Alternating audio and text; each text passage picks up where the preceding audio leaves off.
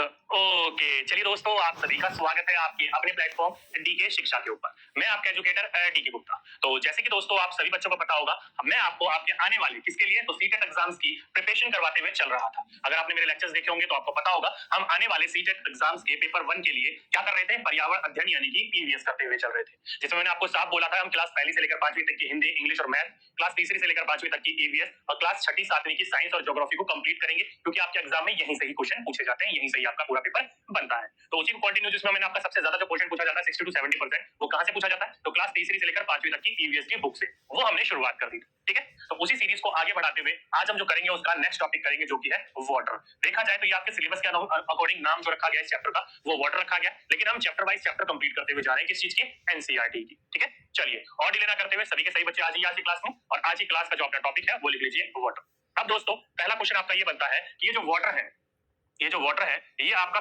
Theme है यानी कि मेन थीम है या फिर सब थीम है।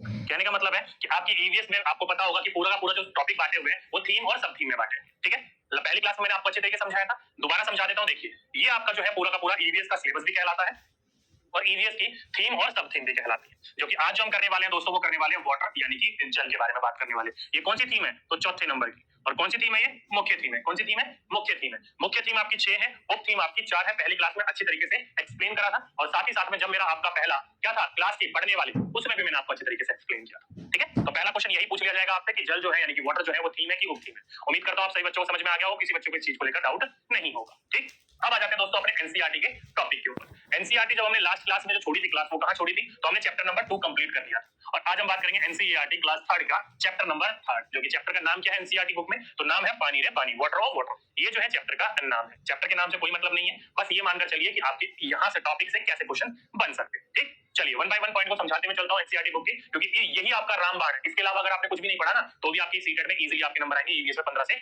13 14 आराम से आ जाएंगे। ठीक, चलिए तो चैप्टर शुरू करते हैं आज का। देखिए क्या लिख रखा है, लिख रखा है कि आपके इलाके में गाय या फिर सुनाए जाने वाले पानी से जुड़ी कविताएं और गीत बच्चे कक्षा में गाएं, इससे अपने समुदाय के ज्ञान और कला के प्रति उनका लगाव बढ़ेगा। देखिए दोस्तों सीधी सी बात बोली गई है यहाँ पर कि जो भी आपके क्या है ट्रेडिशनल सॉन्ग्स है, पोएम्स है, वो जो है किससे संबंधित, पानी से संबंधित, किससे रिलेटेड, वाटर से रिलेटेड, पानी से संबंधित जो भी है वो कहां पर गाने के लिए प्रेरित करो आप बच्चों को, अपनी क्लास के अंतर्गत। किसके अंतर्गत, अपनी कक्षा के अंतर्गत। क्यों, क्योंकि इससे देखो दोस्तों अपने समुदाय के प्रति उन बच्चों का क्या बढ़ेगा, विश्वास बढ़ेगा, और साथ ही साथ में उनकी क्या बढ़ेंगी, इच्छाएं बढ़ेंगी। कहने का मतलब उनका लगाव बढ़ेगा उसके प्रति। और साथ ही साथ में कक्षाओं के अंतर्गत कविताएं या गीत या फिर कहानियां क्यों जोड़ी गई है। आप सही बच्चों को कई बार मैं बता चुका हूं, ये क्वेश्चन डायरेक्टली पूछ लिया जाता है आपसे कि आपके आने वाले या फिर बच्चों की कक्षाओं के अंतर्गत जो किताबें दी गई हैं उसमें कविताएं, गीत या कहानियों को क्यों इंट्रोड्यूस किया गया, क्यों जोड़ा गया। तो बच्चा आनंद के साथ, मनोरंजन के साथ, खेल खेल के साथ चीजों को सीख सके, इसलिए इनको जोड़ा गया है। और साथ ही साथ मैंने आपको बोला था जो कविताएं होती हैं वो कक्षा में कैसे पढ़ाई जानी चाहिए, तो लय ताल के साथ पढ़ाई जानी चाहिए। कैसे,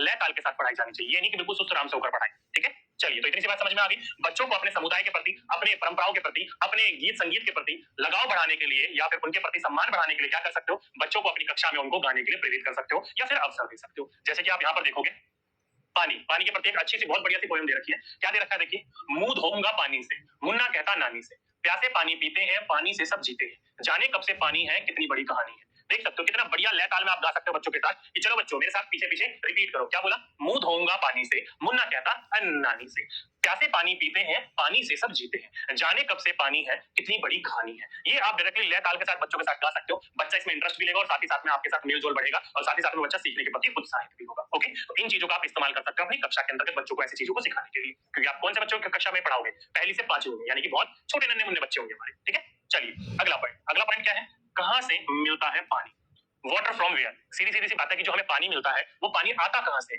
मिलता कहां से। तो सीधी सी बात है क्या पूछ रहा है आपसे, पानी के स्रोत पूछ रहा है। डायरेक्टली आपके क्वेश्चन में कई बार दे दिया जा चुका है कि निम्नलिखित में से कौन सा पानी के स्रोत है या फिर निम्नलिखित में से पहाड़ी इलाकों में पानी का मुख्य स्रोत क्या है, ये क्वेश्चन पूछ लिया जाता है आपसे। तो आपको देखो एनसीईआरटी में साफ लिखा हुआ है। ठीक है, चलिए तो पानी कहां कहां से मिलता है समझिए। पहला झील से, तो ये तो बात आप सभी बच्चों को पता होगी, जो हमारी पृथ्वी है, जो हमारा अर्थ है, 1/3 पानी से भरा हुआ है। 71% जो हमारी पृथ्वी के ऊपर पानी ही पानी है, बाकी बचा हुआ जो है वो धरती है। लेकिन उस पानी को हम पी नहीं सकते, क्यों, क्योंकि उसमें ज्यादातर पानी जो है वो खारा है। कहा जाता है कि हमारे पृथ्वी के ऊपर जो मीठे पानी के स्रोत है, सभी स्रोतों को मिला दिया जाए तो वो केवल कितना है, 2% भी कम। ध्यान रखिएगा, जो हमारे पीने लायक वाटर है, जिसे आप क्या बोल सकते हो, मीठा पानी या फ्रेश वाटर भी बोल सकते हो, वो 2% से भी क्या है, कम है। क्या है, 2% से भी कम है। और इसमें भी सबसे ज्यादा जो पानी का बोल सकते हो मात्रा जो है, परसेंटेज जो है वो कहां पर पाया जाता है, तो वो हिमखंडों में यानी कि ग्लेशियरों में पाया जाता है, हिम नदी में पाया जाता है, जो कि जमा हुआ है, उसका इस्तेमाल ही नहीं कर सकते। ठीक है, तो पूछा जाएगा आपसे कि हमारे पानी में जो मीठा पानी है उसका सबसे ज्यादा जो स्रोत होता है वो कौन है, तो वो है ग्लेशियर। क्या है? ग्लेशियर। झील, तालाब, नदी, नौला, इनमें तो मुश्किल से 90.90% भी पानी नहीं, यानी कि 1% से भी कम है जो हम इस्तेमाल करने लायक है। ज्यादातर जो पानी है वो ग्लेशियर के रूप में जमा हुआ है। क्वेश्चन बनेगा जो कि बन भी चुका है, तो आपको इस चीज के बारे में पता होना चाहिए कि फ्रेश वाटर का जो सबसे ज्यादा प्रमुख स्रोत है वो है ग्लेशियर, लेकिन हम उसका इस्तेमाल नहीं कर सकते, वो जमा हुआ है। ठीक है, चलिए इतनी सी बात समझ में आ गई सही बच्चों को? आगे चलते हैं। आगे बात करी जाए तो पानी कहां से मिलता है दोस्तों? हमें झील से। अभी मैंने आपको बोला जो 0.90% बचा है, यानी कि 1% से भी कम जो बचा है फ्रेश वाटर, उसमें झील भी है आपका। झील का पानी वैसे आप इस्तेमाल कर सकते हो, लेकिन कहीं है कहीं नहीं हो, तो झील हो गया। पानी हमें कहां से मिलता है? कुओं से। डायरेक्टली आपके एग्जाम में पूछ लिया जाता है कि 20 साल पहले कुएं जो थे लबालब पानी से भरे रहते थे, लेकिन आजकल कुएं सूखते हुए जा रहे हैं, तो कुओं के सूखने के पीछे रीजन क्या है, कारण क्या है? तो जब हम उस टॉपिक को पढ़ेंगे तो मैं आपको अच्छे तरीके से इस चीज के बारे में समझाऊंगा। अभी आप पानी के स्रोत समझ लीजिए, कहां से मिलता है पानी? झील से मिल गया, कुओं से मिल गया, तालाब से मिलता है, झरने से मिलता है, सागर से मिलता है, नदी से मिलता है, साथ ही साथ में नहर से मिलता है। आजकल जो हम क्या लगा रहे हैं, इलेक्ट्रिक मोटर जो लगा लेते हैं पानी की, वो ट्यूबवेल जिसे हम कहते हैं, गांव घरों में देखा होगा ना, खेतों को पानी देने के लिए चला दिया जाता है, होद भर के उसमें नहाते रहते हैं हम जैसे लोग। ठीक है, तो ट्यूबवेल हो गया। घर में नल लगे रहते हैं या फिर हैंडपंप लगे रहते हैं, नलकूप, वहां से मिलता है। ये वाला बड़ा इंपॉर्टेंट है, इसको थोड़ा सा छोड़ दीजिए। ये देखो गर्म स्रोत, आप सभी बच्चों को पता है, जैसे हिमाचल प्रदेश में एक जगह है मणिकरण, वहां पर जो है नेचुरल गीजर है। क्या है? नेचुरल गीजर है। मैं अभी कुछ समय पहले वहां पर होकर आया था, लेकिन अभी जो है मैं इमेज नहीं दिखा पाऊंगा आप लोगों को, क्योंकि यार मैं पता नहीं इमेज लगाना भूल गया। ठीक है, तो गूगल वगैरह में चेक करना पड़ेगा, मेरी कहीं ना कहीं वहां पर इमेज है। काफी देर में आराम से उसमें आधा एक घंटा तैर के आया था, मस्त नहाने का आया था। तो गर्म स्रोत है वो, नेचुरल गीजर है। ये लगा लीजिए, जो जहां से पाइप आ रहा है ना गर्म पानी, अगर वहां पर आपने हाथ लगा दिया तो ऐसा लगेगा पता नहीं गर्म पानी छू लिया। मैंने गलती से वहां पर एक बार छू के देख रहा था कि कितना पानी गर्म है, छुआ तो मुंह से निकलती है ना शुद्ध शुद्ध लैंग्वेज, वो निकला। मैं तेरी भैंस की, यहाँ कितना गर्म पानी है, बहुत ज्यादा गर्म पानी था। फिर उस पाइप के बगल बगल होकर मैंने आया, और ये लगा घर पे गर्म करते इतना पानी काफी देर में गर्म होता है, और वहां से पानी आ ही जा रहा था, आ ही जा रहा था। ठीक है, पूरे जो वहां पर जो बह रही थी नदी, उसमें धुआं ही धुआं निकल रहा था वो गर्म पानी की वजह से। ठीक है, तो वो है आपका नेचुरल गीजर, कहा जाता है। कहां पर है? हिमाचल प्रदेश के मणिकरण में। ठीक है, ध्यान रखिएगा, नेचुरल गीजर कहा जाता है। पूछा जाए गर्म पानी का स्रोत कहां है, तो मणिकरण हिमाचल प्रदेश में। मैं अभी आपको लिखवा दूंगा, टेंशन ना लीजिएगा। वापस आ जाते हैं इसके ऊपर। क्या कहा जाता है इसे? टाका कहा जाता है, जैसे टैंक भी बोलते हैं आप इंग्लिश में। अब ये कहां पर होता है, तो आप सभी बच्चों को पता है हमारा भारत जो है वो विविधताओं का देश है। उसमें जो हमारा राज्य है कौन सा? राजस्थान। राजस्थान एक ऐसा इलाका है जो कि सूखा और समतल, कहने का मतलब है सूखा इलाका, रेगिस्तानी इलाका है, तो वहां बारिश वैसे ही बहुत कम होती है और पानी की बहुत ज्यादा किल्लत होती है। तो लोग क्या कर लेते हैं, लोग अपने घर के आंगन में एक गड्ढा खुदवाकर कुआं सा बनवा लेते हैं। क्या बनवा लेते हैं? कुआं सा बनवा लेते हैं, और ये जमीन के लेवल से थोड़ा सा ऊंचा होता है। क्या होता है? थोड़ा सा ऊंचा होता है, और इसके चारों तरफ गोल पियाड़ी से बना लेते हैं, और जगह जगह इसमें छेद कर देते हैं, जगह जगह छेद कर देते हैं, और ये जो गोल प्यारी से बनाई है इसकी सफाई कर देते हैं। और जब भी बारिश होती है, क्या होती है, जब भी आपकी बारिश होती है तो इन गोल प्यारियों के अंदर ऊपर पानी गिरता है, और पानी गिरकर इस छेदों से अंदर जा रहा होता है, कुएं में इकट्ठा हो रहा होता है। ये पानी इतना ज्यादा इकट्ठा कर लेते हैं बारिश जब होती है इनके इलाके में, कि वो पानी लंबे समय तक चल सके, और इसी को ही ये क्या कहते हैं? टका कहते हैं। क्या कहते हैं? टका कहते हैं। और कुछ लोग जो है इसके अंदर एक पाइप का कनेक्शन करवाकर छत में भी कर देते हैं, छत पर जो पानी गिरता है वो भी बहकर इसी के अंदर जाता है, और ऊपर से रस्सी डालकर वो कुएं की तरह इसमें से पानी निकाल लेते हैं। तो राजस्थान के लोग जो है टका कहते हैं। क्या कहते हैं? टाका कहते हैं। ठीक है, तो ध्यान रखिएगा, पूछा जाएगा आपसे, तो आपको पता होना चाहिए राजस्थान के लोग क्या करते हैं, पानी को हार्वेस्ट करते हैं, बारिश के पानी को, किसमें? टका में। ठीक है, एक ये हो गया राजस्थान की बात। दूसरा हो गया हमारा चश्मा। अब ये चश्मा क्या है, तो ये भी दोस्तों पानी का स्रोत है। पहाड़ी इलाकों में जो पानी को इकट्ठा किया जाता है या मुख्य स्रोत माना जाता है, वो चश्मा ही माना जाता है। क्या होता है? तो पहाड़ी इलाके जो होते हैं, ये जैसे कि पहाड़ी इलाके आप सही बच्चों को पता है, तो इनके बीच में जब बारिश होती है, क्या होता है, जब बारिश होती है तो इनके बीच में जो ये है, यहाँ पर पानी जमा हो जाता है, और ये कहीं ना कहीं से नीचे नीचे से रिस रिस कर एक जगह से निकलने लग जाता है, और जिस जगह से निकलता है उसी जगह को क्या कहते हैं लोग? चश्मा कहते हैं। क्या कहते हैं? चश्मा कहते हैं। और ये जो है पहाड़ी इलाकों में पानी का एक प्रमुख स्रोत माना जाता है। क्या माना जाता है? पहाड़ी इलाकों में पानी का एक प्रमुख स्रोत माना जाता है। ठीक, तो पूछा जाएगा कि हिल स्टेशन या हिल एरिया में या माउंटेन एरिया में पहाड़ी इलाकों में जो पानी का मुख्य स्रोत होता है वो क्या होता है, तो वो होता है चश्मा। और आपका रेगिस्तान में यानी कि राजस्थान में टका। इनसे पानी को हार्वेस्ट करके लंबे समय तक इस्तेमाल किया जाता है। ठीक, चलिए जल्दी से जल्दी नोट डाउन करिए फटाफट, आपके एग्जाम में कहीं से भी यहाँ से क्वेश्चन बनेगा, मिस नहीं करना है आप लोग। ठीक, चलिए उम्मीद करता हूँ यहाँ तक जितनी चीजें मैंने आपको समझाई वो सारी की सारी चीजें इजीली समझ में आ गई होंगी, किसी भी बच्चे को यहाँ तक कोई भी डाउट नहीं होगा। ओके, आगे चलते हैं। आगे चलें तो यहाँ पर देखो एक क्वेश्चन पूछा गया, क्या तुमने कभी जमीन में से गर्म पानी निकलते देखा है? कहाँ देखा है? और पूछा है कहाँ? तो ध्यान रखिएगा, बिल्कुल आप लोगों ने भी देखा होगा जो हिमाचल में रहते हैं। मैं गया था घूमने के लिए तो मैंने भी देखा था। नाम है जगह का मणिकरण। ठीक है, क्या है? मणिकरण, और हिमाचल प्रदेश में पड़ता है। कहाँ पड़ता है? हिमाचल प्रदेश में पड़ता है। तो इन्होंने क्या कर रखा है, वहां पर एक गुरुद्वारा भी बना रखा है। गुरुद्वारे के बीच में यानी कि इस तरफ से नदी बह रही है, और नदी के अंदर से मतलब ऊपर ऊपर से लटकता हुआ इतना मोटा पाइप ला रखा है, और वो पाइप से गर्म पानी आता रहता है। ठीक है, तो एक स्विमिंग पूल सा बना रखा है काफी बड़ा नहाने के लिए, और महिलाओं के लिए अलग बना रखा है। तो वहां पर पानी का गर्म स्रोत है, गीजर है। देख सकते हो ये इसकी इमेज भी कुछ मैंने यहाँ लगा रखी है।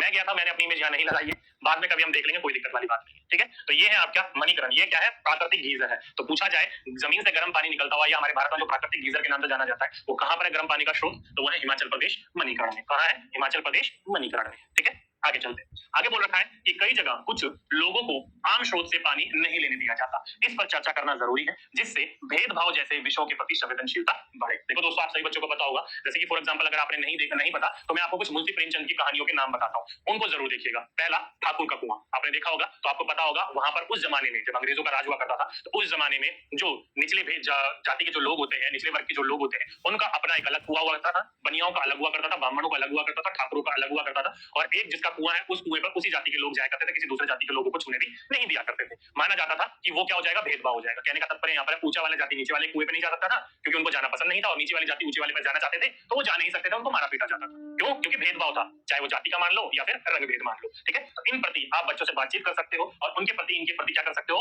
उन बच्चों के अंदर संवेदनशीलता उत्पन्न कर सकते हो। आप खुद सोच के देखो यार, एक व्यक्ति को पानी की जरूरत है, जैसे कि अभी अभी एक कहावत कही गई थी कि ऊंची जाति नीची जाति। अभी जब कोरोना के अंतर्गत लोगों की जान जा रही थी, अलग अलग लोगों को खून चाहिए हो रहा था, तो ऊंची जाति वाला नीची जाति का खून ले रहा था, नीची जाति वाले ऊंची जाति का खून ले रहे थे। तब वहां पर कोरोना जो था सभी का क्या था, वेंटिलेटर पे बैठ गया था सभी का। ठीक है, तो वहां पर क्या हो रहा था, तब नहीं देख रहे थे ऊंची जाति नीची जाति, बस खून चाहिए था जान बचाने के लिए। लेकिन दूसरा यहीं पर ये पानी वानी के लिए हो रहा है। तो इन प्रति बच्चों में क्या कर सकते हो आप, संवेदनशील इकट्ठा कर सकते हो। यार ये जो है ना, ये छोटी मोटी चीजें, इनसे हमें ऊपर उठना होगा। इनसे जब हम ऊपर उठेंगे भेदभाव से, तभी हमारा देश भी आगे बढ़ेगा, हम भी विकास करेंगे। ठीक है, तो ये छोटी मोटी चीजों के ऊपर बहुत ज्यादा आजकल ध्यान दिया जाता था, इससे भी ज्यादा ध्यान दिया जाता था पहले। अब तो फिर भी थोड़ा बहुत कम हुआ है, मैं ये नहीं कहूंगा खत्म हो गया, हाँ कम हुआ है ये मैं मानता हूं। तो इसके प्रति आप बच्चों से चर्चा कर सकते हो, इसके ऊपर बच्चों से विचार विमर्श कर सकते हो, और भेदभाव को खत्म कर सकते हो। ठीक है, चलिए आगे चलते हैं। आगे बोला है छुटकी चकराई। अब छुटकी जो है वो कंफ्यूज हो गई थी। क्यों कंफ्यूज हो गई थी? कुछ नहीं, छुटकी और छुटकी के कुछ दोस्त जो है वो खेलकर बाहर से आ रहे थे अपने घर में। किसमें आ रहे थे? घर में आ रहे थे। तब छुटकी और छुटकी के दोस्त को प्यास बुझाने के लिए उसकी जो चाची थी, उन्होंने क्या दिया उसको, तो जूस दिया। क्या दिया? जूस दिया। तो स्टील के गिलास में जूस लेकर आई, लेकिन छुटकी ने कहा मुझे स्टील के गिलास में नहीं चाहिए, मुझे कांच के गिलास में पीना। क्या करना है? कांच के गिलास में पीना। तो सभी दोस्तों ने छुटकी के गिलास में पीना शुरू कर दिया। छुटकी के लिए अलग से कांच के गिलास में जूस लाया गया। अब छुटकी ने देखा यार बाकियों के पास जो गिलास ऊंचे ऊंचे थे, उसके पास गिलास छोटा सा आया, तो उसने देखा कि यार मुझे तो कम गिलास में जूस दिया इन्होंने। तो उन्होंने साफ बोला छुटकी ने कि मुझे जूस नहीं चाहिए। तब छुटकी को बताया गया, छुटकी से पूछा गया क्यों नहीं चाहिए, तो उन्होंने बोला मुझे आपने कम जूस दिया, छोटे गिलास में जूस दिया। तब छुटकी को दिखाया गया कि ये जो गिलास का जूस है, अगर आप इसे स्टील के गिलास में डालेंगे तो उतना ही बराबर आ रहा है। क्यों? क्योंकि स्टील का गिलास भले ही ऊंचा है लेकिन कम है चौड़ाई में, और कांच का गिलास भले ही छोटा लेकिन चौड़ाई में ज्यादा है। ठीक है, क्या है? चौड़ाई में ज्यादा है। इसी को क्या कहते हैं अलग अलग भाषाओं में? विकेंद्रीकरण या डिसेंट्रलाइजेशन कहते हैं। ठीक है, तो इसी चीज के लिए बच्चा जो है कंफ्यूज हो गया था, और इसीलिए छुटकी चकरा गई थी कि यार ये कैसा कमाल हो गया, गिलास छोटा है लेकिन फिर भी जूस ज्यादा है इसमें, यानी कि बराबर है। क्यों? क्योंकि गिलास की चौड़ाई ज्यादा कर दी थी, इसकी ऊंचाई ज्यादा है, इसकी चौड़ाई ज्यादा है। ठीक, इसलिए छुटकी चकरा गई थी। तो पूछा जाएगा डायरेक्टली क्वेश्चन में से सीडीपी में बनता है, लेकिन बनेगा आपके यहाँ पर, तो आपको पता होना चाहिए कि छुटकी आखिर चकराई क्यों थी। ठीक है, सही बच्चे समझ गए? यहाँ पर कोई दिक्कत नहीं थी, विकेंद्रीकरण की बात करी गई थी यहाँ पर। आगे चलते हैं। आगे बोला गया छुटकी चकराई वाले क्रियाकलाप को करके दिखाएं बच्चों को, या उनको देखने, उनको करने के लिए बोले बच्चों क्रियाकलाप करने, या फिर उनको दिखाने या फिर देखने से पूछने के मौके दें। कहने का मतलब है कि प्रश्न करने के, उनको तर्क वितर्क करने के आप उनको क्या दीजिए? मौके दीजिए कि भाई ऐसा कैसे हो गया कि एक गिलास ऊंचा है और एक गिलास चौड़ा है, और दोनों में जूस की जो मात्रा है वो क्या है? समान है। क्या है? समान है। तो इस प्रति के प्रति जब आप क्या करोगे? प्रयोग करोगे। क्या करोगे? तो प्रयोग करोगे, एक्सपेरिमेंट करोगे, तो बच्चे के अंदर ये जानने की उत्सुकता भी बढ़ेगी, और जब बच्चा किसी चीज को देखता है, ज्यादा इंद्रियों का इस्तेमाल करता है, चीजें सीखने सिखाने में ज्यादा हेल्पफुल होती है। ठीक है, तो सभी बच्चे समझ गए। वैसे अपन को प्रयोग करने की तो जरूरत नहीं है, क्योंकि मैंने आपको यहीं पर ही समझा दिया। भले गिलास ऊंचा था लेकिन दूसरा गिलास चौड़ा था, इसलिए दोनों में देखने को मिल रहा था बराबर। ओके, चलिए यहाँ तक सभी बच्चे समझ गए। ये वाला चैप्टर था आपका वाटर ऑफ वाटर, पानी रे पानी, जहां से आपके जितने भी इंपॉर्टेंट क्वेश्चन बन सकते थे वो मैं आपको साथ साथ में समझाते हुए चला। ठीक, आगे चलते हैं। अगला चैप्टर आ जाता दोस्तों चौथा। एनसीईआरटी हम 1 बाय 1 कर रहे हैं, पहला दूसरा तीसरा कंप्लीट कर लिया। चौथा चैप्टर क्या है? आवर फर्स्ट स्कूल, हमारा पहला स्कूल। पहला स्कूल बच्चा, जब आप सभी बच्चों को पता होगा, स्कूल में जाना बच्चा कब से शुरू करता है? कहां? स्कूल में जाना कब से शुरू करता है बच्चा? अकॉर्डिंग टू गवर्नमेंट एनसीएफ 2005 क्या कहती है कि बच्चा जब है 6 साल का होता है, यानी कि 6 वर्ष का होता है, तब बच्चा स्कूल जाना शुरू करता है। क्या करता है बच्चा? तब स्कूल जाना शुरू करता है, पहली क्लास में। ठीक, तो ये हमारा पहला स्कूल, ये मानकर चल रहा है बच्चा क्या है अभी 6 वर्ष का। आगे चलते हैं, क्या लिखा गया? लिखा गया अब ये चैप्टर जो है दोस्तों फैमिली के अंतर्गत आएगा। किसके अंतर्गत आएगा? फैमिली के अंतर्गत। टॉपिक से कोई मतलब नहीं है, टॉपिक छोड़ दीजिए, लिखना कि ये इसका है, ये इसका, बस एनसीईआरटी चैप्टर 1 चैप्टर 2 चैप्टर 3 अगर नोट्स बना रहे हो तो ऐसे बनाते हुए चलिए। ठीक है, चलिए लिखिए क्या लिखा है कि स्कूल में हम कितनी सारी बातें सीखते और समझते हैं। पर जानते हो हमारा पहला स्कूल कौन सा है? देखो दोस्तों कितना अच्छा प्रश्न पूछा इसने कि स्कूल में हम कितनी सारी बातें सीखते हैं और समझते हैं, देखने का मौका मिलता है, करने का मौका मिलता है। लेकिन आप लोगों को पता है जो हमारा पहला स्कूल होता है, पहला हमारा बोल सकते हो सीखने की जगह जो होती है वो क्या होता है, वो होता है हमारा परिवार। क्या होता है, हमारा परिवार। आप सभी बच्चों को पता है जब हम इस जन्म में यानी कि इस दुनिया में जन्म लेते हैं, इस दुनिया के अंदर आते हैं, तो हम किससे वार्तालाप, किससे सबसे पहले टच में आते हैं, अपने परिवार से। परिवार से ही बच्चा सीखना शुरू करता है। भले ही आप 6 वर्ष की अवस्था में स्कूल जाना प्रारंभ कर रहे हो, स्कूल जाना शुरू कर रहे हो, लेकिन आपने सीखना पहले से ही प्रारंभ कर दिया था और सीखने के लिए किसका सहायता ली थी आपने, अपने परिवार की। तो क्वेश्चन क्या बना, तो क्वेश्चन आपका ये बना कि निम्नलिखित में से हमारा पहला स्कूल किसको कहा जाता है। तो हमारा पहला स्कूल हमारे परिवार को कहा जाता है। और पहली शिक्षिका, फर्स्ट टीचर किसको कहा जाता है, तो वो हमारी माँ को कहा जाता है। किसको कहा जाता है दोस्तों, हमारी माँ को, यानी कि हमारी मदर को कहा जाता है। ठीक है, तो ध्यान रखिएगा, हमारा जो पहला स्कूल होता है वो हमारा परिवार होता है। हम अपने परिवार से सीखना प्रारंभ करते हैं और हमारी जो पहली शिक्षिका होती है वो हमारी माँ होती है। ठीक है, सीखते हम पूरे परिवार से, लेकिन शिक्षिका जो हमारी पहली होती है वो हमारी माँ होती है। इंपॉर्टेंट क्वेश्चन है, ध्यान रखिएगा, पूछा जाएगा आपसे तो पता होना चाहिए। हम अपने परिवार से ही सबसे पहले सीखना प्रारंभ करते हैं या फिर शुरू करते हैं। ठीक है, बेसिक सी चीजें हैं लेकिन आपको इंपॉर्टेंट है, पूछा जाएगा आपके एग्जाम में, तो इन चीजों के बारे में आपको जानकारी होनी चाहिए। ठीक, समझिए सभी बच्चे, यहाँ पर क्या है, we learn so much things when we come to school, but do you know which is our first school. साफ साफ बोला गया है कि आप जानते हो कि आपका पहला स्कूल कौन सा है। बिल्कुल, क्या है, it is our family. English वाले बच्चे, हिंदी वाले बच्चे भावनाओं को समझो, लिखा वही है जो आपके मैं समझा रहा हूं। ठीक है, चलिए इतना समझ में आ गया। पहला स्कूल हमारा परिवार है, सीखना प्रारंभ हम करते हैं अपने परिवार से ही। पहली शिक्षिका हमारी माता यानी कि माँ होती है। और सबसे पहले जो हम सीखते हैं अपने परिवार से वो कौन सा गुण सीखते हैं, तो वो सीखते हैं ऑनेस्टी यानी कि ईमानदारी। तो पूछा जाए आपसे तो आपको पता होना चाहिए कि बच्चा अपने परिवार से जो सबसे पहले गुण सीखता है वो सीखता है ईमानदारी यानी कि ऑनेस्टी। ओके, इंपॉर्टेंट बिंदु है, नोट डाउन कर लो आप तरीके से बच्चे। आगे चलते हैं, आगे क्या बोल रखा है, बोल रखा है कि तुम्हारी कौन सी बात परिवार में किसी से मिलती जुलती है। जैसे कि तुम्हारी आवाज हो गई, तुम्हारी आंखें हो गई, तुम्हारे बाल हो गए, तुम्हारी चाल हो गई, किससे और कैसे। सीधी सी बात है, आपसे यहाँ पर पूछा गया है कि निम्नलिखित में से आपका कौन सा व्यवहार, रंग, रूप, आकार आपके किस परिवार के सदस्य से मिलता है। फॉर एग्जांपल के रूप में आवाज, आवाज की बात करी जाए तो कहा जाता है, जैसे कि मैं, मेरे परिवार में कहा जाता है कि मेरी जो आवाज है वो क्या है, थोड़ी सी बुलंद टाइप सी, मेरे पापा की तरह। क्या है, मेरे पापा की तरह है। मेरा जो व्यवहार है वो भी मेरे पापा की तरह है, वो भी जल्दी गुस्से में आ जाता है और मैं भी बहुत जल्दी गुस्से में आ जाता हूँ फालतू में। ठीक है, फालतू में मतलब कहने का मतलब है कि सही पे सही, गलत पर गलत, वो वाली बात। तो मेरे पापा पे मेरा व्यवहार जाता है, मेरी आवाज जाती है। साथ ही साथ में जो हमारे हाइट वगैरह है वो भी हमारे घर में हमारे पापा से मिलते हैं। क्यों, क्योंकि हमारे पापा काफी लंबे लंबे थे मेरे पापा, और हमारे घर में मैं और मेरा भाई भी लंबे लंबे हैं। ठीक है, तो हमारी किससे मिलती है अधिकतर चाल, तो हमारे पापा से। ठीक है, तो घर में ऐसा कोई ना कोई सदस्य होगा जो आपके घर में आपकी आंखें, आपकी आवाज, आपकी चाल, ये सारी की सारी चीजें आपके किसी ना किसी परिवार के सदस्य से जरूर मिलती होगी। तो इन चीजों का आप आज जाकर पता करिएगा और करने की कोशिश करिएगा कि आपके कौन सा व्यवहार आपके परिवार से मिलती है। ठीक है, चलिए आगे चलते हैं। आगे चले तो बच्चों से अपने परिवार वालों के हंसने का, गाना गाने का आदि के तरीकों के बारे में बातचीत करवाई जाए। इससे वह अपने परिवार के लोगों की खासियत भी पहचान सकेंगे। क्या बोला, इसके द्वारा बच्चा जो है अपने परिवार की खासियत भी पहचान पाएगा। फॉर एग्जांपल के रूप में आपने देखा होगा कुछ बच्चे जो होते हैं अपने अंगूठे को अपने कलाई से लगा लेते हैं। अगर मैं कोशिश करूंगा तो मैं लगा लूंगा, कुछ समय पहले मैं लगा लेता था, लेकिन अब हड्डियां थोड़ी क्या हो गई हैं, सख्त हो गई हैं, तो पता नहीं लगेगा कि नहीं लगेगा। कोशिश करेगा तो लग जाएगा, लेकिन क्यों अपनी उंगली को तोड़ने वाली बात करनी। ठीक है, या फिर जीभ का रोल बना लेना, या फिर बिना कान को छुए कान को हिला लेना, या फिर आपकी दोनों उंगलियों को ऐसे खोल लेना, या फिर किसी और प्रकार के डिजाइन। जैसे कि मेरा जो है, मैं अपने एक वाले ऊपर वाले होंठ को एक ऐसा डिजाइन बना लेता हूँ कि पूरे परिवार में कोई नहीं बना पाएगा। अलग अलग बनाने की कोशिश करते हैं लेकिन नहीं बना पाते। क्यों, क्योंकि वो जो गुण है मुझे कहीं ना कहीं अपने परिवार के किसी न किसी सदस्य से जरूर मिले होंगे। तो ये क्या है, ये सारे के सारे गुण आपके परिवार से ही मिलते हैं। तो पूछा जाएगा आपसे कि निम्नलिखित में से कौन सा गुण आपके परिवार से मिलते हैं, तो अपने अंगूठे को कलाई से लगाना, जीभ को रोल बनाना, उंगलियों को खोल लेना, या फिर कान को बिना छुए हिला लेना, ये सारी की सारी जो है अपनी जीभ को नाक पर लगा लेना, ये सारे के सारे जो गुण होते हैं अपने परिवार के किसी ना किसी मेंबर से, किसी ना किसी सदस्य को आपके प्राप्त होते हैं, यानी कि आपको मिलते हैं। ठीक है, इंपॉर्टेंट फैक्ट है, इंपॉर्टेंट बिंदु है, पूछा जाएगा आपके एग्जाम में, तो आपको इस चीज के बारे में जानकारी होनी चाहिए। समझ गए सही बच्चे। तो ये था दोस्तों आज का अपना नेक्स्ट चैप्टर। यहाँ पर आपका नेक्स्ट चैप्टर खत्म हो जाता है। बिल्कुल दोस्तों, छोटे छोटे से चैप्टर है, इजीली खत्म करते हुए चलेंगे, ना जल्दी करेंगे ना देर करेंगे, आराम से पढ़ते हुए चलेंगे। ठीक है, ताकि तैयारी आपकी परफेक्ट हो सके। अगला चैप्टर है आपका चैप्टर नंबर 5। क्या है, छोटू का घर। क्या है, छोटू हाउसेस। अब ये छोटू का घर क्या है, तो आप सभी बच्चों को पता है, हमने एक बात करी थी क्या, शेल्टर के बारे में। शेल्टर क्या है, हमारा थीम है, तो उसी शेल्टर से आपका ये थीम निकल के आया। क्या पूछा है यहाँ पर, छोटू का एक घर। चलिए समझते हुए चलते हैं। लिखा क्या है देखिए, मकान कब घर बन जाता है इस पर चर्चा करवाना।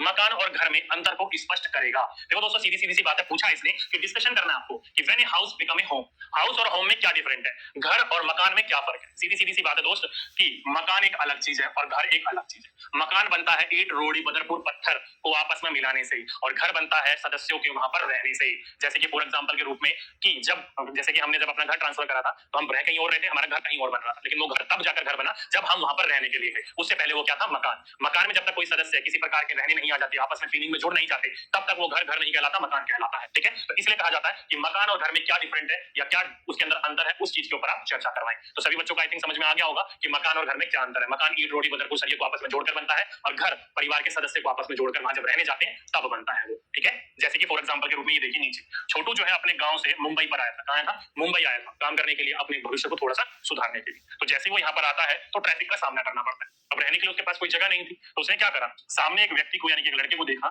जो आपने देखा होगा ना सीवरेज पाइप होती है बड़े बड़े से, आप पे मेरे हाइट के बराबर, थोड़े से मेरे से ज्यादा ही 6-6, 7-7 फुट के सीवरेज के पाइप होते हैं। उन पाइपों को एक जगह रख दिया जाता है और जब भी काम करना होता है तो उसको उठा उठाकर पाइपों को ले जाया जाता है उस स्थान पर जहां पर वो पाइपलाइन डलनी हो। ठीक है, तो यहाँ पर देखो एक बच्चा जो है उसी पाइपलाइन के अंतर्गत आराम से रह रहा था। तो छोटू ने भी क्या करा, उसके बगल में जाकर उसी पाइप में क्या कर लिया, अपना बिस्तर लगा लिया, साथ में बाहर में 2 ईंटें जोड़कर खाना पकाने की जगह बना ली, बाहर तंबू लगाकर डंडे गाड़ लिए, बैठने की व्यवस्था कर ली। तो ये क्या है, इससे पहले जो था ये केवल पाइप था। क्या था, इससे पहले जो केवल था ये पाइप था, लेकिन छोटू ने जैसे इसमें रहना शुरू कर दिया तो क्या बन गया, छोटू का घर बन गया। तो इसलिए कहा जाता है कि मकान केवल ईंट रोड़ी बदरबूर सरियों का आपस में कॉम्बिनेशन था, लेकिन जब तक उसमें कोई रहने नहीं आता था, सदस्य रहने नहीं आता था, जब तक वो घर नहीं बनता। तो ये क्या है, भले ही हमारे लिए पाइप है, लेकिन छोटू के लिए क्या है, उसका घर है, दिन रात गुजारने के लिए, आराम करने के लिए उसका एक स्थान है। ठीक है, इसलिए यही अंतर है आपके मकान में और घर में। छोटू के लिए भले ही वो क्या था, हमारे लिए भले वो पाइप है, लेकिन छोटू के लिए क्या है, उसका पूरा का पूरा घर है, आराम करने के लिए, रुकने के लिए, खाने पीने पकाने के लिए, सब वहां पर उसने पूरी व्यवस्था कर रखी है। ओके, चलिए आगे चलते हैं। आगे पूछा है कि हमारे घरों में हम लोग तो रहते ही हैं, पर हमारे साथ कुछ जानवर भी रहते हैं,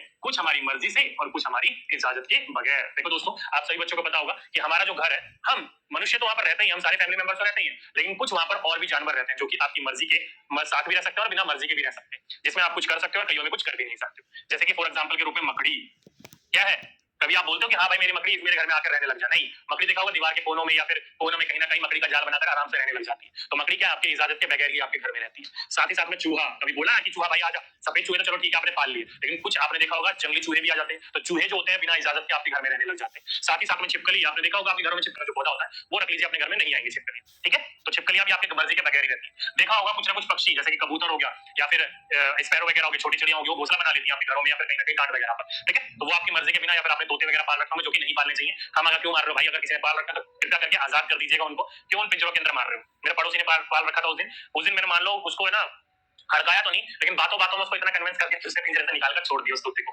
ठीक है, और जब वो तोता निकला ना तो मुश्किल से 100 मीटर भी नहीं उड़ पाया होगा, जाकर किसी पेड़ पर बैठ गया। उड़ना भूल जाते हैं पिंजरे के अंदर पक्षी कैद होकर। ठीक है, तो इसलिए अगर किसी बच्चे ने पक्षी पाल रखा हो पिंजरे के अंदर तो ना पालिए भाई, उसको छोड़ दीजिए। हाँ, कई बच्चों शौक होता है कबूतर पालने का, पाल सकते हो कबूतर, लेकिन वो जो पालतू होते हैं उनको पालिए। क्यों, क्योंकि वो जो है पूरी आजादी से रखते हो, आप पिंजरे में नहीं रखते हो। जैसे हम घर में रहते हैं रात में और बाहर दिन में निकल आ जाते हैं काम करने के लिए, तो उन कबूतरों को भी दिन में खुला छोड़ा जाता है, आराम से वो उड़ के इधर उधर जा सकते हैं। उनको पालिए आप, जो आजाद करके आप रख सकते हो। ठीक है, ये तोते होते जो पिंजरे वगैरह में रख लेते हैं भाई मत पालो। ठीक, तो पक्षी जो होते हैं इन ये भी आपके मर्जी और बिना मर्जी के भी आपके घर में रह लेते हैं। कई बार आपने देखा होगा चींटियां भी जो होती है आपके घर में क्या होती है, आपकी मर्जी के साथ या आपकी मर्जी के बगैर तो वहां पर देखने को मिलती है या फिर रहती है। ठीक, तो ये कुछ ऐसे जानवर थे जो कि आपकी बिना मर्जी के भी आपके घरों में रहते हैं और कई मामलों में आप इनको देखते रहते हो लेकिन कुछ कर नहीं पाते। ठीक, तो पूछा जाएगा आपकी मर्जी के बिना कौन कौन से जीव आपके घर में रहते हैं, तो इनको आप लगा सकते हो आंसर। ठीक, समझ गए सही बच्चे, आगे चलते हैं। आगे बोला है कि क्या आप जानते हो, डू यू नो, कहना सुना है ना दलजीत दोसांझ का, डू यू नो है। चलिए आइए, तो क्या आप जानते हो, क्या जानते हो भाई, चूहों में देखने की क्षमता कम परंतु सूंघने, छूने तथा स्वाद वाली क्षमता बहुत तीव्र होती है।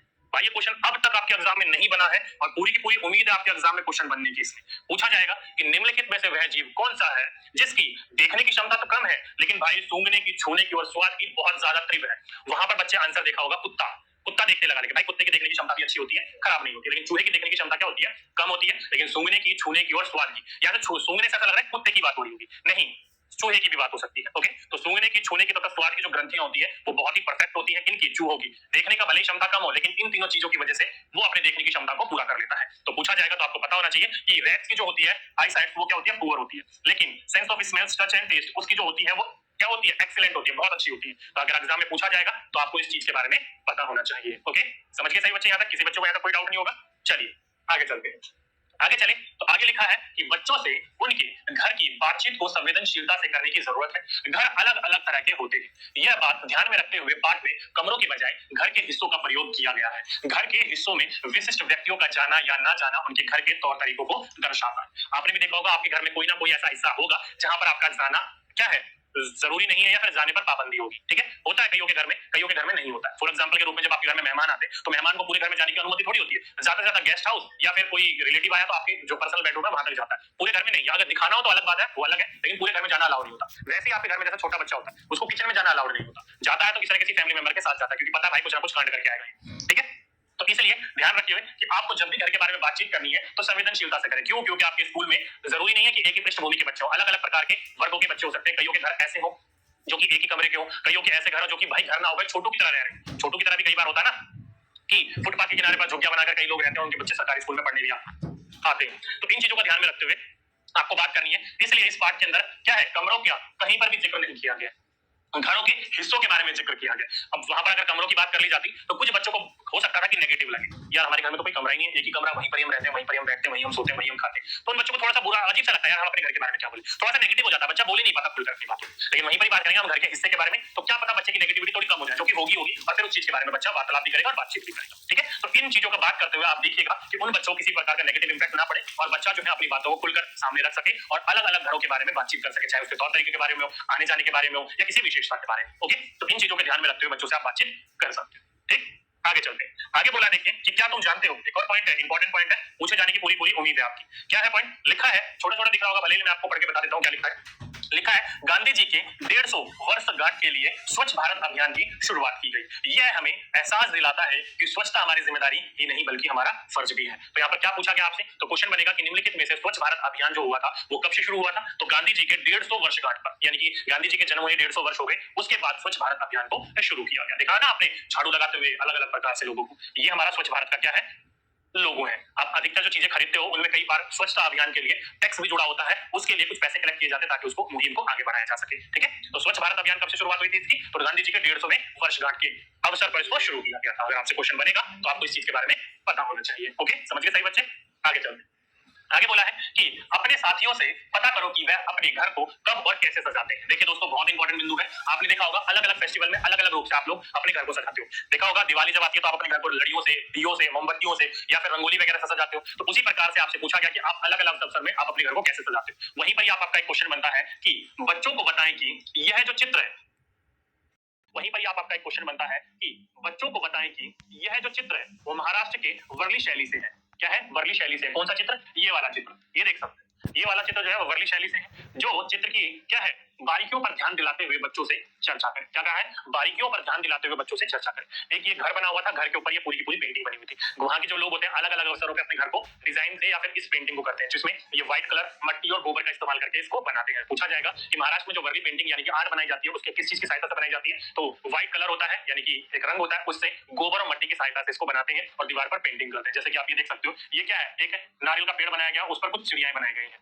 नीचे एक घर बनाया गया है, यहाँ पर कुछ बच्चे आपस में खेल जोल रहे हैं, यहाँ पर इनकी बकरियां चल रही हैं, चरावा है। तो इस बारीकियों पर ध्यान दिलाते हुए बच्चों से आप बातचीत कर सकते हो। मेन मुद्दा ये है कि वर्ली चित्रकला जो है वो कहां पर या किस लोगों के द्वारा बनाई जाती है, तो वर्ली जो समुदाय है उनके द्वारा महाराष्ट्र का एक गांव है वहां पर बनाई जाती है। कहां के लोग बनाते हैं, महाराष्ट्र के लोग बनाते हैं। ओके, इंपॉर्टेंट बिंदु है, इंपॉर्टेंट फैक्ट है, एग्जाम में पूछा जाएगा तो आपको इस चीज के बारे में जानकारी होनी चाहिए। ठीक, आगे चलते हैं। आगे बोला गया कि पाठ में प्रत्येक बच्चे से उसके घर की सजावट के बारे में पूछा गया है। बच्चों से विभिन्न अवसरों पर घर सजाने की प्रक्रिया पर बातचीत से स्थानीय सामग्री के उपयोग तथा त्योहार मनाने के महत्व को उभारा जा सकता है। देखो दोस्तों, क्या बोला गया कि पाठ में प्रत्येक बच्चे से उनके घर में सजावट के बारे में पूछा गया। घर में जो आप सजावट करते हो वो किस प्रकार की करते हो उसके बारे में पूछा गया और बच्चों से विभिन्न अवसरों पर घर सजाने की प्रक्रिया पर बातचीत करी गई है। प्रक्रिया पर बातचीत इसलिए करी गई है क्योंकि स्थानीय सामग्रियों से भी आप बना सकते हो। फॉर एग्जांपल के रूप में अगर आपके घर में कोई कलर नहीं है रंगोली बनाने के लिए तो आप आटे का भी इस्तेमाल कर सकते हो, आटे से भी आप अपनी पेंटिंग बना सकते हो। जरूरी थोड़ी महंगी महंगी सामग्रियां खरीदनी, अलग अलग प्रकार से जो आपके घर के अंदर सामग्री पड़ी हुई है उन्हीं सामग्रियों से आप अपने घर को सजा सकते हो, उभार सकते हो, अलग अलग प्रकार की प्रक्रियाओं के द्वारा आप अपने घर की सजावट में हाथ लगा सकते हो। ठीक है, तो इन चीजों के बारे में भी आप बातचीत करोगे तो बच्चों से अंशुचरित सामग्री यानी कि हैंडमेड चीजों के बारे में बच्चों का महत्व बढ़ेगा और बच्चा उन चीजों के बारे में सीख भी पाएगा। ठीक है, चलिए आगे चलते हैं। ओके, यहाँ पर आगे नहीं है, यहीं पर आपका चैप्टर समाप्त हो जाता है। तो ये था दोस्तों अपना नेक्स्ट चैप्टर जो कि क्या था, छोटू का घर। उम्मीद करता हूँ ये पूरा का पूरा समझ में आ गया होगा। अब इन टॉपिकों से ध्यान रखिएगा, लास्ट लेक्चर में भी हमने बीच में छोड़ा था, वहां पर हमने क्वेश्चन की प्रैक्टिस नहीं करी थी क्योंकि बीच में चैप्टर एंड हो गया था, समय हो गया। आज हम यहाँ पर चैप्टर कंप्लीट कर चुके हैं, तो कुल मिलाकर ये मानिए 5 चैप्टर हमने कर लिए। इन 5 चैप्टर से आपके एग्जाम में कैसे क्वेश्चन पूछे जाते हैं, चलिए उन क्विजों को लगाकर देख लेते हैं। ठीक है, तो पहला क्वेश्चन ये रहा आपकी स्क्रीन के ऊपर, ताकि आपके देखो जो मैं पढ़ा रहा हूँ वो तो आपको मिले ही, क्वेश्चन कैसे बनेंगे वो भी आपको पता चल सके प्रैक्टिस से। तो पहला क्वेश्चन क्या है, लिखा है कि विष्णु चिलचंकर कौन थे। तो भाई ये 4 ऑप्शन है, बताइए कि हु वाज विष्णु चिलचंकर, कौन थे ये Vishnu Chilchankar. Option number A, option number B, option number C या फिर ऑप्शन नंबर डी। जल्दी से बताइए, 10 सेकंड आप लोगों के पास, फटाफट बताइए दोस्तों। Option number A, option number B, option number C या फिर ऑप्शन नंबर डी। चलिए, बहुत अच्छी बात है। जिस बच्चों ने लगाया इसका आर्टिस्ट यानी कि कलाकार, वो बच्चा ने बिल्कुल सही आंसर लगाया। ये जो थे जंगल से गिरे हुए पत्ता या फिर पेड़ों से गिरे हुए सूखे पत्तों से बड़े ही शानदार पेंटिंग बनाया करते थे और इनको अलग अलग इस क्षेत्र में पुरस्कार भी मिला था। ठीक है, तो क्या थे, कलाकार थे, गिरे हुए पत्तों से पेंटिंग बनाया करते थे, कलर से नहीं, गिरे हुए पत्तों से, वेस्टेज सामान से कलाकार ये बनाया करते थे पेंटिंग। तो जिस बच्चे ने ऑप्शन नंबर सेकंड लगाया वो बच्चे ने बिल्कुल सही आंसर लगाया। ठीक है, आगे चलते। अगला क्वेश्चन बोला है कि विष्णु चिलचंकर चित्र बनाने के लिए किसका उपयोग करते थे। तो यार ये तो समझाने की जरूरत ही नहीं है, क्योंकि मैं अभी आपको जब क्वेश्चन समझा रहा था उसी समय मैंने आपको बता दिया। किन के पत्तों से? तो सूखे पत्तों से। किस पत्तों से? Dry leaves. तो ऑप्शन नंबर ए, जिस बच्चे ने ऑप्शन नंबर ए लगाया वो सभी के सही बच्चों ने बिल्कुल करेक्ट और परफेक्ट आंसर लगाया। ठीक है, चलिए आगे चलते हैं।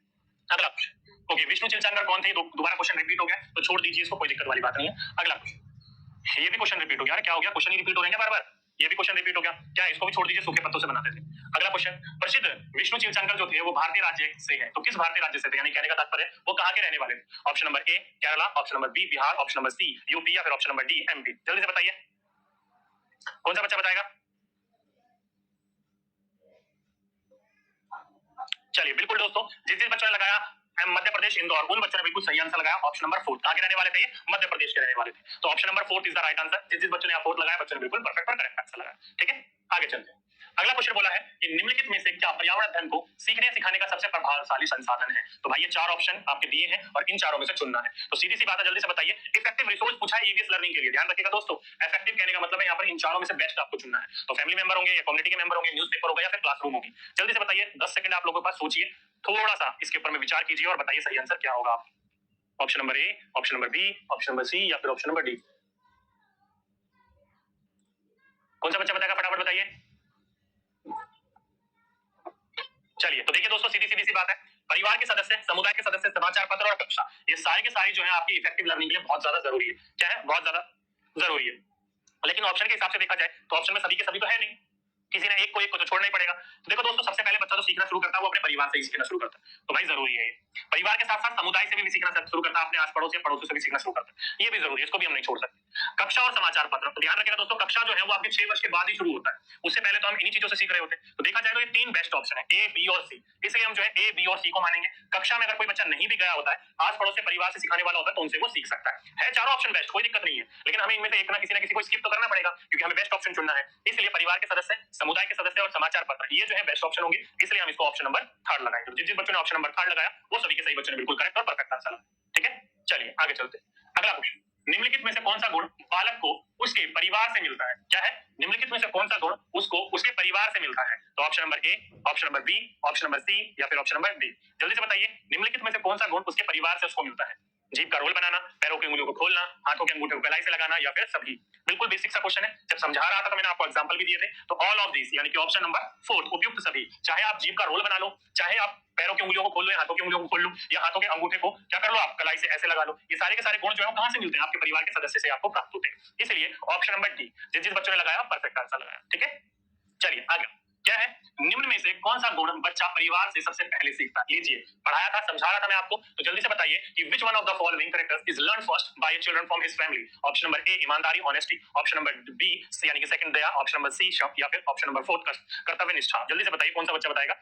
10 सेकंड आपके पास। Option number A, option number B, option number C या फिर ऑप्शन नंबर डी। कौन सा बच्चा बताएगा? फटाफट बताइए।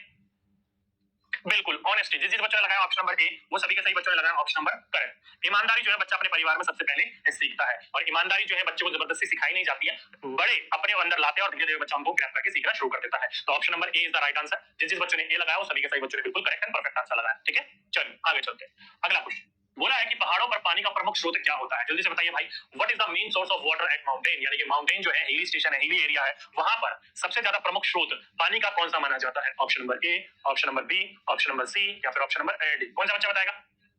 जब मैं आपको पढ़ा रहा था उस समय मैंने आपको समझाया था कि चश्मा जो होता है, पानी जो पहाड़ों के बीच में इकट्ठा हो जाता है, फिर बाद में धीरे धीरे कहीं ना कहीं से रिसकर निकल जाता है, उसी स्रोत को चश्मा कहा जाता है। तो पहाड़ का जो प्रमुख स्रोत होता है पानी का, वो क्या कहलाता है? चश्मा कहलाता है। तो इस हिसाब से ऑप्शन नंबर 3, जिस बच्चों ने लगाया ऑप्शन नंबर 3 वो बच्चों ने बिल्कुल करेक्ट आंसर लगाया। ठीक है, चलिए तो ये था दोस्तों आज का अपना पूरा का पूरा टॉपिक, जिसमें आज दोस्तों हमने क्या करा, तो आज हमने एनसीईआरटी हमने शुरू कर रखी है। एनसीईआरटी बुक से, एनसीईआरटी बुक से क्या शुरू कर रखे दोस्तों? ईवीएस। क्या शुरू कर रखी है? ईवीएस शुरू कर रखी है, जिसमें हम क्या पढ़ रहे हैं? तो क्लास 3 की बुक पढ़ रहे हैं। क्या कर रहे हैं? क्लास 3 की बुक हमने स्टार्ट कर रखी है, जिसमें आज हमने क्या कंप्लीट करी? तो chapter number 3, chapter number 4 and chapter number 5 को आज हमने कंप्लीट कर लिया, यानी कि चैप्टर 5 तक हमने क्लास 3 की कंप्लीट कर ली। नेक्स्ट क्लास में जब हम नेक्स्ट क्लास में मिलेंगे तो नेक्स्ट क्लास में हम करेंगे क्या? क्लास 3 का ही क्या करेंगे? क्लास 3 का ही चैप्टर नंबर 6 से स्टार्ट करेंगे। 5 तक आज हमने कंप्लीट कर लिया, तो नेक्स्ट क्लास में जब हम मिलेंगे तो चैप्टर नंबर 6 से शुरुआत करेंगे और वहां से अपना पूरा नया टॉपिक शुरू करेंगे। ठीक है, चलिए तो दोस्तों आज के लिए बस इतना ही रहने देता हूं। उम्मीद करता हूं आपको जितना मैंने पढ़ाया आपको अच्छी तरीके से समझ में आया होगा, और बाकी हमने जो क्वेश्चंस की प्रैक्टिस करी है कितने क्वेश्चंस थे? 9। तो आउट ऑफ कितने आपके सही हुए नीचे मुझे कमेंट बॉक्स में लिखकर बताइएगा, ताकि आप लोगों का मुझे फीडबैक भी मिलता रहे कि मैं जो पढ़ा रहा हूं भाई समझ में आ भी रहा है कि नहीं आ रहा, कि बस यूं ही हम पढ़ते हुए चल रहे हैं। ठीक है, तो चलिए दोस्तों आज के लिए बस इतना ही। बाकी आपके नेक्स्ट क्लास में जब मुलाकात होगी तो नेक्स्ट चैप्टर से हम शुरू करेंगे। ठीक है, तो चलिए दोस्तों आपके लिए बस आज के लिए इतना ही। आपसे फिर मुलाकात होगी नेक्स्ट वीडियो में एक नेक्स्ट टॉपिक के साथ। जब तक के लिए सभी बच्चों को धन्यवाद।